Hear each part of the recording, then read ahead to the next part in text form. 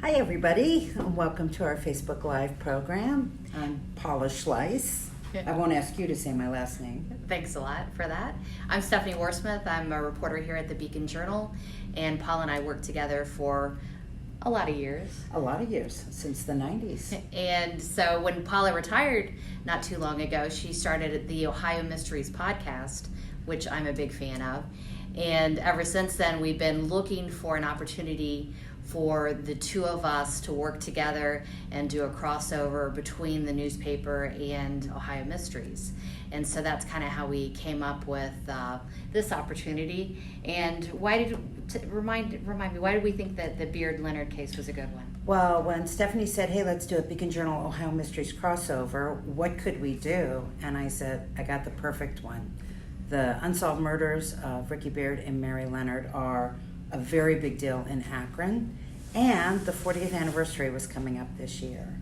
And I had already met both of the families for a previous podcast that we did, and they were super, kind and, articulate and eager to keep the story in the public eye in case anybody out there would have information and come forward. So we knew this would be a good one to do. And for me, this was kind of an exciting opportunity because I got to experiment with podcasting, which is something that, besides being an armchair detective on Ohio Mysteries, I really haven't done as much of. And so we went into this knowing that we planned to do both podcast and stories, which was a little bit unusual.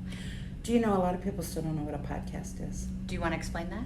Yeah, let me do this very briefly. But a podcast, it's sort of like listening to an old-time radio program. So you can listen when you're in the car, you can listen when you're running, you can listen, on the treadmill, you can listen right before you go to bed, and it's free. And the podcasts are typically kept up, indefinitely. So you don't have to listen to them at the time that they air. You can go in and listen to them anytime. So for Ohio Mysteries, for instance, if you go to ohiomysteries.com, you will find direct links that will take you there, and you'll see, how you can start listening to podcasts, because we do 2 a week.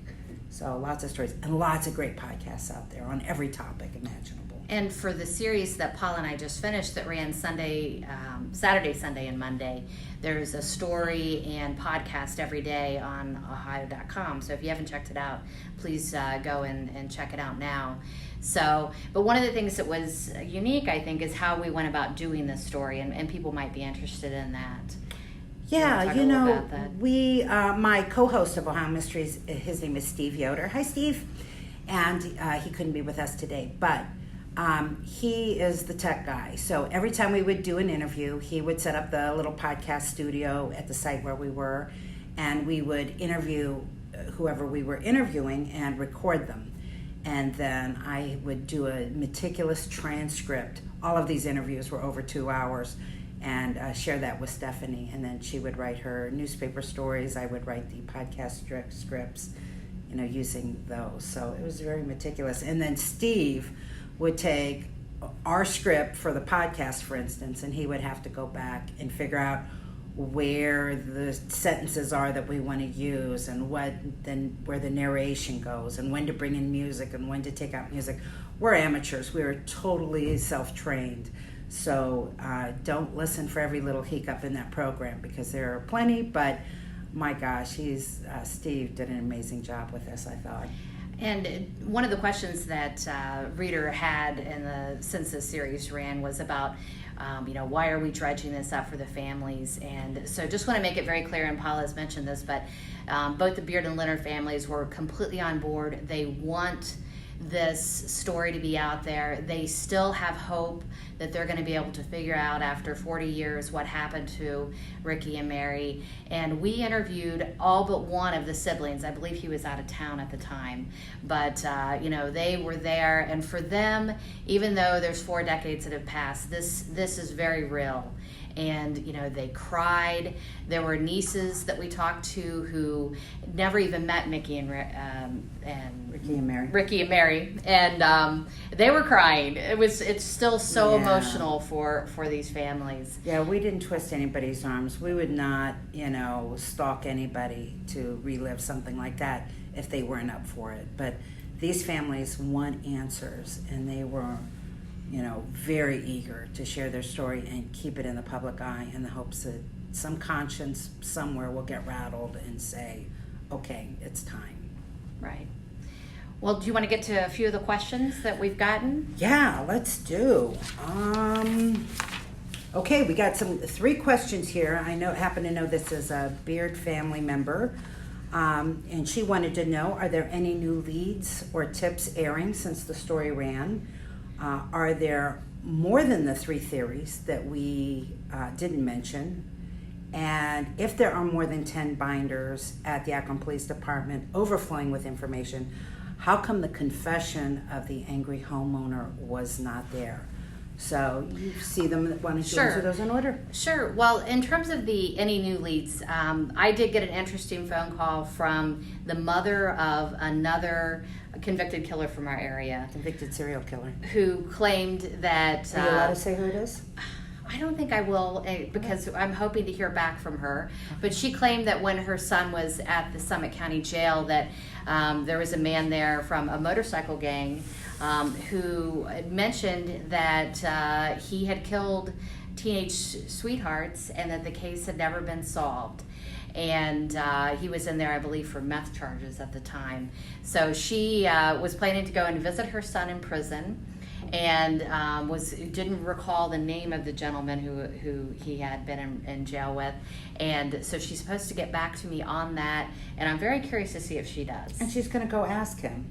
Yes, she's going to go ask him, who was that guy? Yeah, she's on it. So that's awesome. It would be so interesting, I think, and obviously we'd love to tell that story, if a serial killer from our area actually helped to solve one of Akron's most famous unsolved I like homicides. That it's not necessarily the serial killer, but the mother of the serial killer. That's right. Making it her goal to solve that. In terms of the 3 theories, those were the 3 theories that we were mostly familiar with and that we heard from police. And the Beacon has covered this case every 10-year anniversary. We've done stories on it. And so those were the 3 main theories that we're aware of. Now, that doesn't mean that that's necessarily that one of those theories is the answer, right, or that another theory couldn't emerge. But those were definitely the 3 main ones. And then in terms of the evidence being lost, I believe we touched on this some in the series, but there was some problems that happened because of it being passed through a couple of different police agencies, and there were some documents that were lost. I think, and obviously with the podcast, you write a lot about unsolved, homicides, missing persons cases. A lot of times, unfortunately, there's something that's lost along the way. Yeah, absolutely. And in terms of that confession of the angry homeowner being hidden in those binders somewhere, I would say no way. Officer Swain, who was the last person to investigate this, that was the theory that he was leaning toward, and I am sure he looked through every one of those pages in search of that confession as part of his investigation. Before we go any further, we should mention, if anybody out there in Facebook land has a question, post in the comments below, and we have somebody who will get us those questions so we can answer them for you. So this is live. Keep the questions coming. Paula, you want to talk a little bit about the evidence that we were able to see and maybe what we didn't get to see and would have liked to have seen? I regret that we did not clarify this in the podcast and in the paper, but those 10 binders of evidence, we didn't get to see those. Detective Whidden noted that this was still an active case and he would not let us look in those. So there are questions that we can't answer. One question that came up from at least 3 people who have submitted questions to us was, what was the conversation at the Stonehenge bowling alley parking lot about? Ricky and Mary had pulled into that parking lot after leaving the theater with 2 friends in another car who had also left the theater. Why did they pull into the parking lot? What was that conversation about? Reportedly, it lasted about 10 minutes. And we can't tell you. We don't know. Right. We'd like to know. We'd be interested. We'd love to share that. I mean, if I had a list of top things I would like to know that I don't know, that would probably be in the top 3. So we can't answer that. We don't know what they talked about. Part of me was thinking maybe it was, Ricky was 19. That was drinking age in 1979. You could go to bars and get, and Mary had a midnight curfew. So part of me was thinking maybe they just pulled off to make plans for after he dropped off Mary. You know, hey, you want to meet us at a club, or, you know, kind of cementing plans. It could have been something like that. Somebody that we interviewed thought that maybe they had pulled off that to that parking lot for Mary to break up with Ricky, because maybe that was the night she was going to do it since she was so mad at him. But you wouldn't do that in 10 minutes with another car of people there.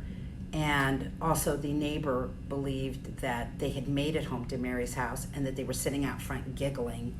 And just it didn't seem to me that that would necessarily be what had happened at the parking lot. But we don't know. I wish we did. Right. And it's probably worth noting that we did have the file that Bob Swain put together, because it was provided to the families and they provided it to us. And so we really got a close look at one of the theories, which was that the angry homeowner who lived near where the bodies ended up being found was responsible. And Bob Swain investigated for several years, and that was the theory of the three that he preferred.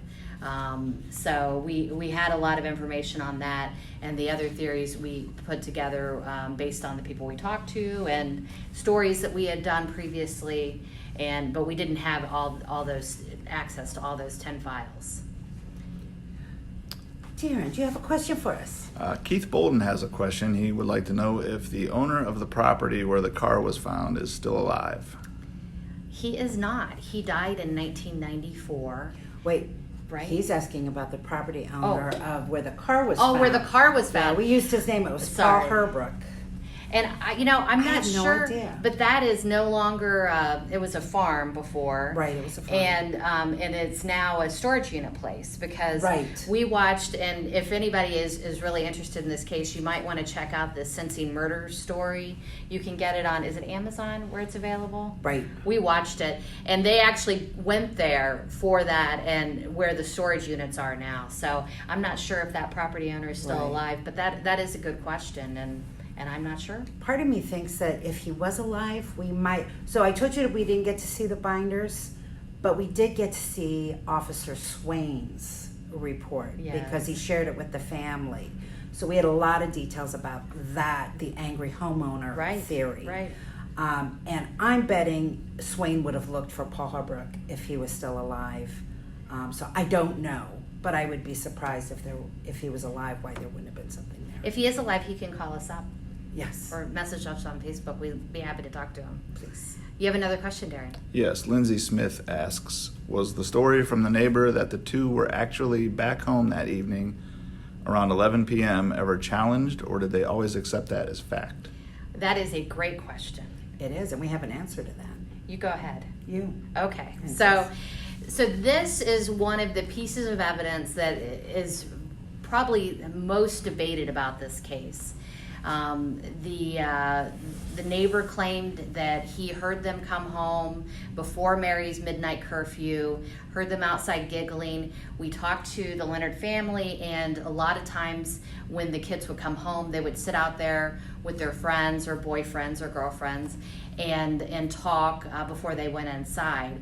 So the neighbor thinks that was the night that she disappeared, that he heard them out there. The Leonard family seems pretty convinced that happened, but others have questioned, including Bob Swain, whether he could have perhaps been mistaken about the night, and if maybe they didn't actually make it back to the Leonard house and instead went from Stonehenge perhaps to the Lover's Lane area instead, and that's where they ended up losing their lives. And opinions on this also evolved, because last year when we were doing a podcast on this case, Jerry Leonard, Mary's brother, thought that maybe the neighbor had gotten it wrong and that they hadn't made it home that night. So that's Mary's own brother. But then this time when we were interviewing them, Mary's brother Tom had so much detail. He said, I talked to the neighbor, and he talked about how there was a game and it took the news late, and so he had to wait for the news to be over, and then he went out to have a smoke. And the idea that this guy had so much detail about that night really swayed Tom into thinking that he had the right night, and then that swayed Jerry. So Jerry's on board now with the idea that they did make it home. But yet Detective Whidden said it's as far as the police are concerned, that's not a slam dunk that they had made it home. And that's a really important piece of evidence, and one of the reasons that the different theories don't all fit in to, with the evidence, as we mentioned in the series. The other really key bit of evidence is the bullet hole that was in Ricky's car. And it's hard with some of the theories to explain how did that bullet hole get in there if, for example, it was the angry homeowner who killed them. Yeah, and in every case, the idea is maybe that bullet was shot by somebody who was in the back seat, and that was a warning, like drive. But what is the scenario that gets somebody into the back seat? The angry homeowner's not going to get back there. Who gets into the back seat if they're parked in front of Mary's house? It's just so hard to work a scenario where that happens smoothly.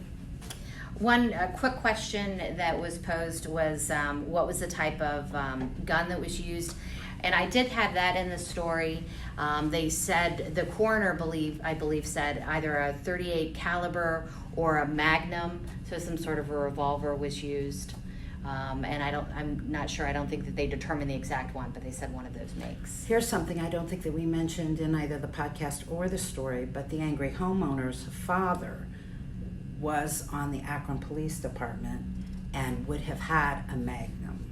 So if your favorite theory is leaning toward the angry homeowner, it seems like it's possible he would have had access to a Magnum. So another question that someone posed was from one of the family members. What prevented Ricky from picking Mary up from work that night?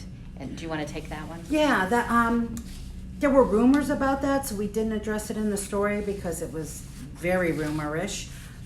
But the Leonards had heard that Ricky had received a phone call the night before their date, and that it was disturbing enough that he left the house and became so distracted by whatever he was tackling at that moment that he missed picking Mary up. But the police had never brought that up. I don't know if they found anything significant there. If there's a statement in the binders about somebody sharing that information, we didn't have access to it. So if Ricky did get a telephone call that night and that's why he didn't pick up Mary, again, we don't know. That's another big one that I would like to know if that had happened. But we don't know. There's just a lot of rumor and speculation about that. Here's another one that someone had posed. Who was the, quote, reliable source who told the APD the bodies had been dumped along the river somewhere in Akron or Northampton? You want to share what we learned about that? All we know is that somebody had told the police that they had overheard a secondhand conversation about that. And they didn't have a name, and frankly, Detective Whidden has no record at all that conversation even took place. We kind of know because of the Beacon story at the time, right? Right. That's all we know. Yes. So, yes. All right. Our buddy Darren is telling us we need to wrap things up here. Okay. So, all right. Stephanie, after all of this, do you want to venture a guess? Who's your favorite? Whodunit? Why don't you go first? Because one of the things that I think was so interesting working on this series with Paula was that I got to see her theories completely evolve, and then I'll talk about mine. It did. I was really on board for the angry homeowner, but then the Leonards kept pointing out, why would they be down there? The angry homeowner's not coming to get them. They have to go down there, and they made such a big, show of needing to get home for her curfew. Why would they have turned around and driven miles away to go park? My favorite theory, Ed Edwards. I know the police don't like that one. I think that guy's a huge liar, and if he said I didn't do it, he only confessed to 2 cases, and they were both for strategic reasons, to get to Ohio and then to get the death penalty. I think he's responsible for a lot more murders, and he didn't bother to confess to any of them, so I like Ed Edwards for this. Well, I will say I'm not as definitive as Paula is on this. I think that the motorcycle gang theory, I would need to see a lot more information on that one. I don't get that at all based on the information that we've read and talking to the families and reading Swain's report. And so that would put me in either the angry homeowner or the Ed Edwards. I'm still not quite sure, and I still think that there could be another theory out there that we haven't seen. But the one thing I will say about Ed Edwards is that I'm currently listening to The Clearing, which is another podcast that focuses completely on him, and that was one creepy dude. He was creepy. The Clearing, that's the name. If you get into podcasts, go look that one up. Ed Edwards was from Akron, so if you're from the Akron area, I think you'll enjoy that one. So that's a good podcast. And one of the latest podcasts that they did in The Clearing, it focused on the Beard and Leonard case. Yeah. So you might, even if you just want to go check that one out, that might be worth looking into. Absolutely. So I think that we're about to wrap up here, but do want to mention that Paula and I are interested in doing some other crossovers between The Beacon and Ohio Mysteries.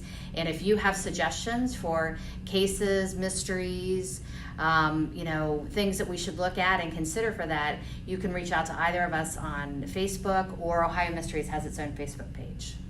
Absolutely. We look forward to hearing from you. All right, thanks.